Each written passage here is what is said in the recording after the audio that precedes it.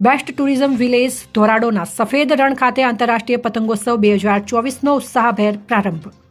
ભારત દેશ સહિત ભારતના વિવિધ રાજ્યોના 50થી વધુ કાઇટિસ્ટે અવનવી પતંગો સાથે સફેદ રણના આકાશમાં અનેરું આકર્ષણ જમાવ્યું। આંતરરાષ્ટ્રીય પતંગ મહોત્સવ 2024નો કચ્છ જિલ્લાના ધોરાડો સફેદ રણ ખાતે ઉત્સાહભેર પ્રારંભ થયો હતો।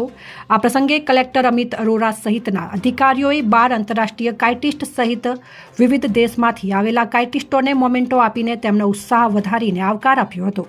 આ કાર્યક્રમનું આયોજન ગુજરાત પ્રવાસન નિગમ લિમિટેડ અને જિલ્લા વહીવટી તંત્ર કચ્છ દ્વારા કરવામાં આવ્યું હતું।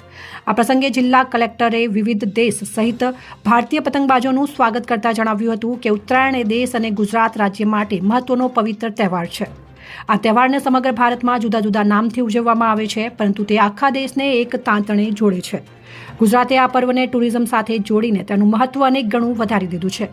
રાજ્ય સરકાર સરહદી ગામ ધોરડોના સફેદ રણ ખાતે આંતરરાષ્ટ્રીય પતંગોત્સવની ઉજવણી કરીને ટુરિઝમના વિકાસ સાથે ગામમાં લોકોનું જીવન ધોરણ પણ ઊંચું આવે તે દિશામાં પ્રયાસો કરી રહી છે। કચ્છના પ્રવાસન સ્થળનો વધુ વિકાસ થાય તે માટે જિલ્લા વહીવટી તંત્ર કટિબદ્ધ હોવાનું અમિત અરોરાએ જણાવ્યું હતું।